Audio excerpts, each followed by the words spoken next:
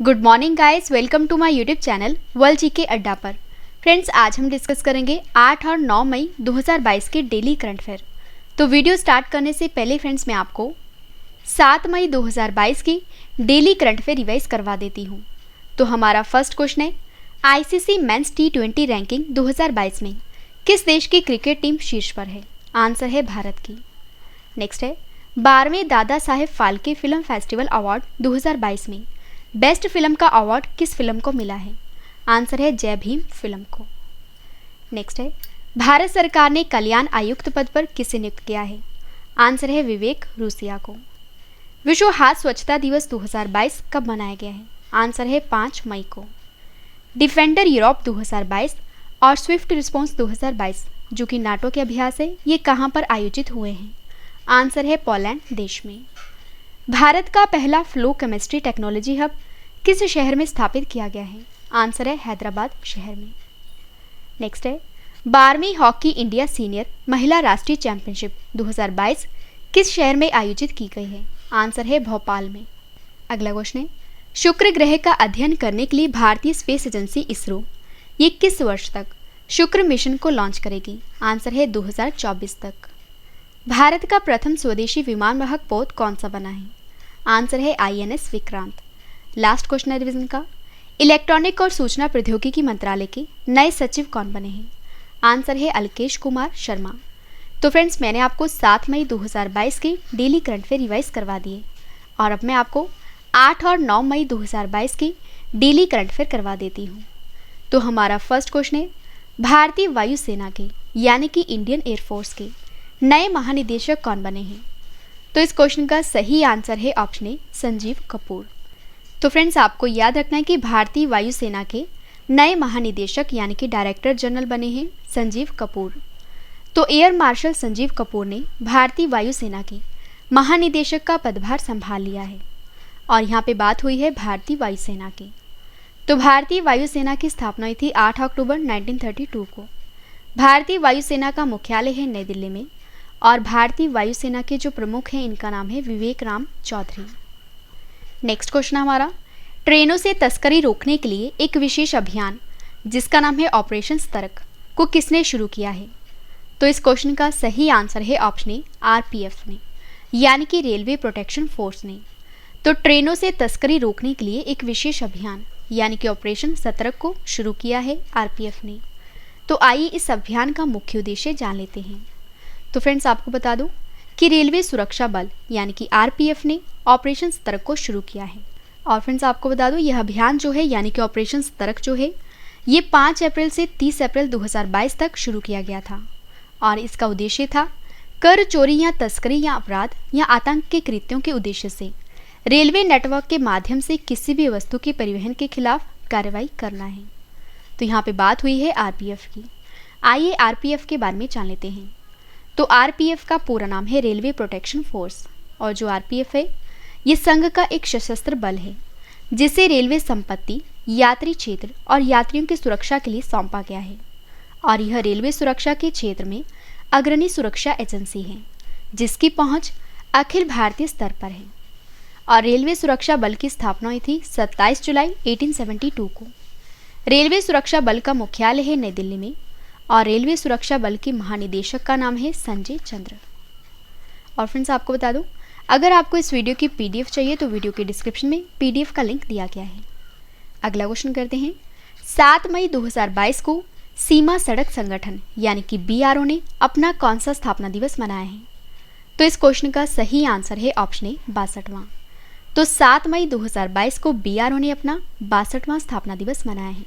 तो फ्रेंड्स, आपको बता दूं कि देश के सीमावर्ती क्षेत्रों में ढांचागत विकास के क्षेत्र में अग्रणी BRO जो है ये राष्ट्र के लिए अपनी शानदार सेवा के 62 वर्ष पूरे कर रहा है और BRO ने वर्ष 2021 में कोविड महामारी के बीच बहुत अधिक ऊंचाई पर मौसम की भीषण परिस्थितियों में रिकॉर्ड संख्या में बुनियादी ढांचा परियोजनाओं को पूरा किया है। तो यहाँ पे बात हुई है BRO की। आइए BRO के बारे में जान लेते हैं। तो जो BRO है ये एक भारत सरकार का संगठन है और ये भारत के सीमांत क्षेत्रों में सड़क नेटवर्क का निर्माण तथा प्रबंधन का कार्य करता है। BRO का पूरा नाम है बॉर्डर रोड ऑर्गेनाइजेशन और जिसकी स्थापना हुई थी 7 मई 1960 को। मुख्यालय है नई दिल्ली में और बीआरओ के महानिदेशक का नाम है राजीव चौधरी। अगला क्वेश्चन हमारा, विश्व खाद्य पुरस्कार 2022 से किससे सम्मानित किया गया है? तो इस क्वेश्चन का सही आंसर है ऑप्शन डी, सिंथिया रोसेंसवेग को। तो फ्रेंड्स आपको याद रखना है कि जो विश्व खाद्य पुरस्कार 2022 है ये दिया गया है सिंथिया रोसेंसवेग को। आइए जान लेते हैं इनको यह पुरस्कार क्यों दिया गया है। सबसे पहले तो फ्रेंड्स मैं आपको विश्व खाद्य पुरस्कार के बारे में बता देती हूँ। तो जो विश्व खाद्य पुरस्कार है ये विश्व में भोजन गुणवत्ता, मात्रा या उपलब्धता में सुधार करके मानव विकास करने संबंधी कार्य करने वाले व्यक्तियों की विशिष्ट उपलब्धियों को मान्यता प्रदान करने के लिए दिया जाने वाला सर्वश्रेष्ठ अंतर्राष्ट्रीय सम्मान है। और नासा की जलवायु अनुसंधान वैज्ञानिक सिंथिया रोसेंसवेग को जो विश्व खाद्य पुरस्कार 2022 है ये दिया गया है। और इन्होंने अपने करियर का अधिकांश समय यह समझाने में बिताया है कि वैश्विक खाद्य उत्पादन को किस प्रकार बदलती जलवायु के अनुकूल होना चाहिए। तो जिनके उपलक्ष्य में इनको यह पुरस्कार दिया गया है और इस पुरस्कार का नाम है विश्व खाद्य पुरस्कार। अगला क्वेश्चन हमारा, जम्मू कश्मीर के चुनावी नक्शे को फिर से तैयार करने वाली परिसीमन आयोग के नए प्रमुख कौन बने हैं? तो इस क्वेश्चन का सही आंसर है ऑप्शन बी, न्यायमूर्ति रंजना प्रकाश देसाई। तो जम्मू कश्मीर के चुनावी नक्शे को फिर से तैयार करने वाले परिसीमन आयोग के प्रमुख बने हैं न्यायमूर्ति रंजना प्रकाश देसाई। तो परिसीमन आयोग जो है जिसने जम्मू और कश्मीर के चुनावी नक्शे को फिर से तैयार किया है का नेतृत्व जो है ये सुप्रीम कोर्ट के सेवानिवृत्त न्यायाधीश न्यायमूर्ति रंजना प्रकाश देसाई ने किया है। और मुख्य चुनाव आयुक्त जो हैं सुशील चंद्रा और राज्य चुनाव आयुक्त के शर्मा ये इसके पदेन सदस्य हैं। और परिसीमन आयोग ने अपनी अंतिम रिपोर्ट जारी की है जिसमें कश्मीर के लिए 47 और जम्मू के लिए 43 सीटें आवंटित की गई हैं। और जानकारी के लिए फ्रेंड्स आपको ये भी बता दूं कि इसमें 5 संसदीय क्षेत्र होंगे जिनमें से प्रत्येक में 18 विधानसभा सीटों की समान संख्या होगी। और फ्रेंड्स आपको ये भी बता दूं, अगर आपको साइंस, कंप्यूटर और राज्य से रिलेटेड स्टैटिक जीके पढ़नी है तो हमारी जो दूसरी वीडियो का टाइम है ये है शाम के 4 बजे।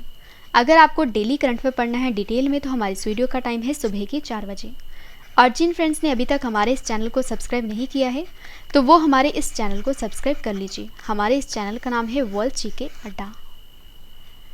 अगला क्वेश्चन हमारा, किस राज्य की सरकार ने रेत और अन्य खनन सामग्री ले जाने वाले वाहनों को ट्रैक करने के लिए vehicle movement tracking system mobile app को लॉन्च किया है?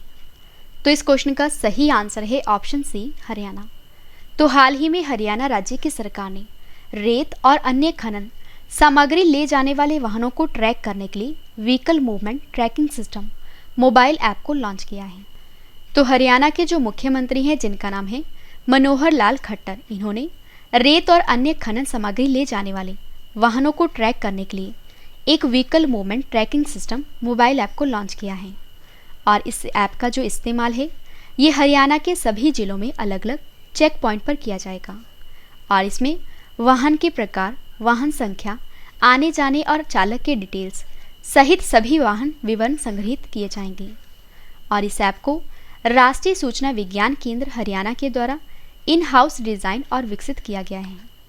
तो यहाँ पे फ्रेंड्स बात हुई है हरियाणा राज्य की। आइए हरियाणा के बारे में जान लेते हैं।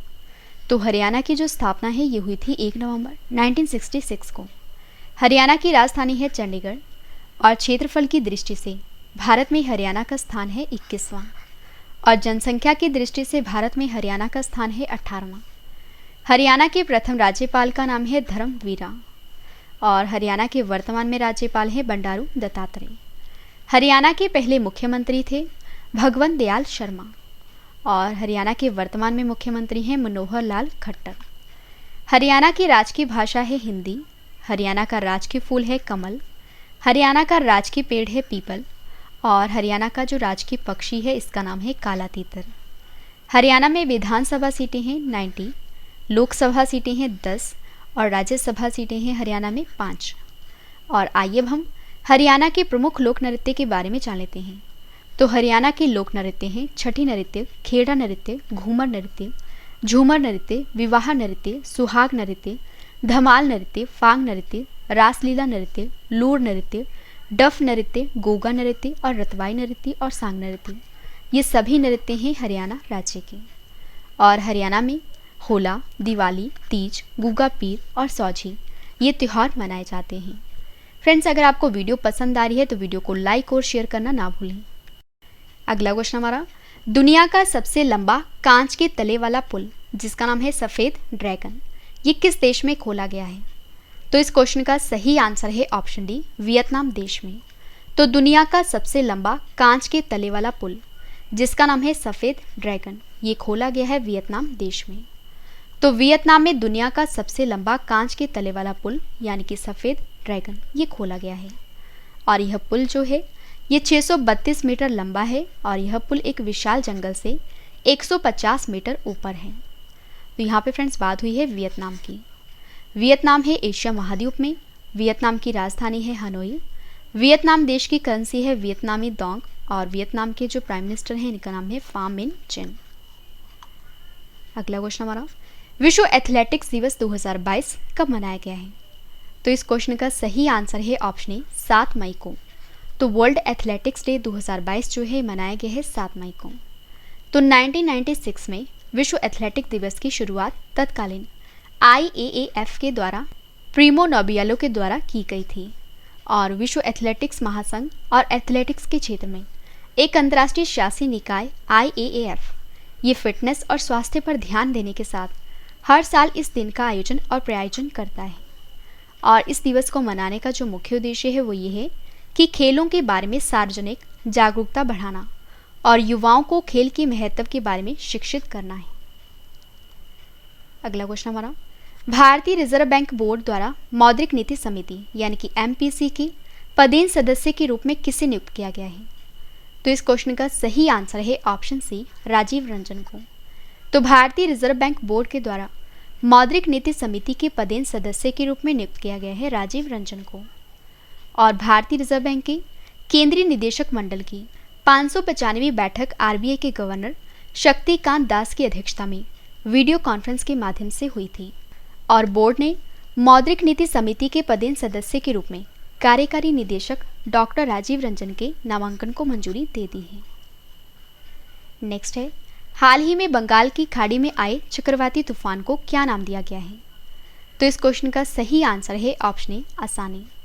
तो हाल ही में बंगाल की खाड़ी में आई चक्रवाती तूफान को नाम दिया गया है असानी। तो बंगाल की खाड़ी में आया तूफान असानी जो है ये 8 मई 2022 को चक्रवात में बदल गया है और बंगाल की खाड़ी में दक्षिण पूर्व क्षेत्र के ऊपर एक गहरा दबाव वाला क्षेत्र बना हुआ है और यह दबाव जो है ये 16 किलोमीटर प्रति घंटे की रफ्तार के साथ चक्रवाती तूफान असानी में बदलकर पश्चिम उत्तर पश्चिम की दिशा में बढ़ चुका है और इस चक्रवाती तूफान का नाम रखा गया है असानी, जो कि फ्रेंड्स जिसका मतलब है क्रोध के लिए इस्तेमाल सिंहली भाषा का शब्द है। अगला क्वेश्चन है, ब्राजील डेफ ओलंपिक 2022 में 10 मीटर एयर पिस्टल स्पर्धा में किस भारतीय ने कांस्य पदक जीता है? तो इस क्वेश्चन का सही आंसर है ऑप्शन बी, वेदिका शर्मा ने। तो आपको याद रखना है कि ब्राजील डेफ ओलंपिक 2022 में 10 मीटर एयर पिस्टल स्पर्धा में जो वेदिका शर्मा है जो कि भारतीय हैं, इन्होंने ब्रॉन्ज मेडल जीता है। तो राजकीय डूंगर महाविद्यालय की BA द्वितीय वर्ष की छात्रा हैं वेदिका शर्मा। इन्होंने ब्राजील की कैक्सियास डो सुल में चल रहे 24वें मूक बधिर ओलंपिक की महिलाओं की 10 मीटर एयर पिस्टल स्पर्धा में कांस्य पदक जीता है और भारत के इन खेलों में अब 4 पदक हो गए हैं, जिससे तालिका में वे 8वें स्थान पर हैं। अगला क्वेश्चन है, ब्राजील डेफ ओलंपिक 2022 में पुरुष 10 राइफल स्पर्धा में किस भारतीय ने स्वर्ण पदक जीता है?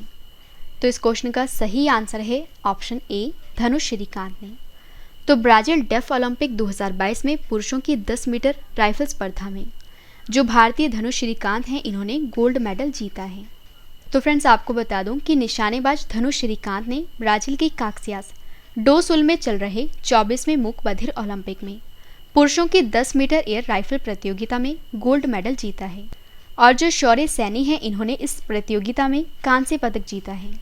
और बाद में भारतीय बैडमिंटन टीम ने फाइनल में जापान को 3-1 से हराकर स्वर्ण पदक जीता है और देश के लिए इसे दोहरा उत्सव बना दिया है।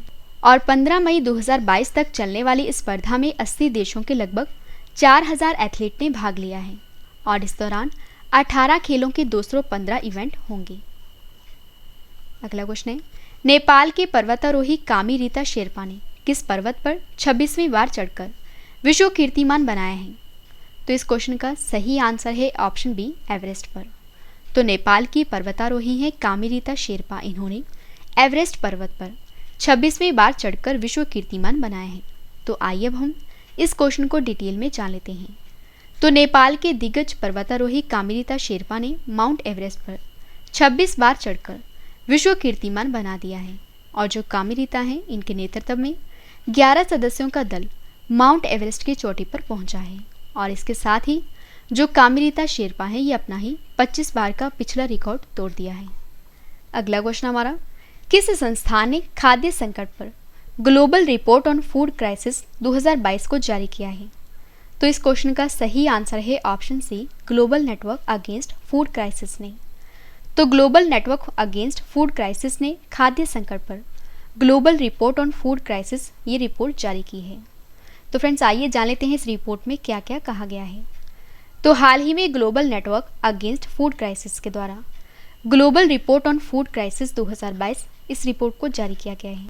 और ये रिपोर्ट जारी की गई है GNA-FC के द्वारा।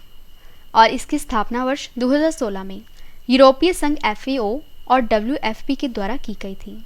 और वर्ष 2020 की तुलना में इस रिपोर्ट में बताया गया है कि 2021 में वैश्विक स्तर पर लगभग 40 मिलियन से अधिक लोगों ने संकट या बदतर स्तर पर तीव्र खाद्य असुरक्षा का अनुभव किया है। और इस रिपोर्ट में ये भी कहा गया है कि इथियोपिया, दक्षिणी मेडागास्कर, दक्षिण सूडान और यमन में लगभग 5 लाख से भी अधिक लोग तीव्र खाद्य असुरक्षा से पीड़ित हैं। और 53 देशों या क्षेत्रों में 193 मिलियन से अधिक लोगों ने वर्ष 2021 में संकट या बदतर स्तर पर तीव्र खाद्य असुरक्षा का अनुभव किया है।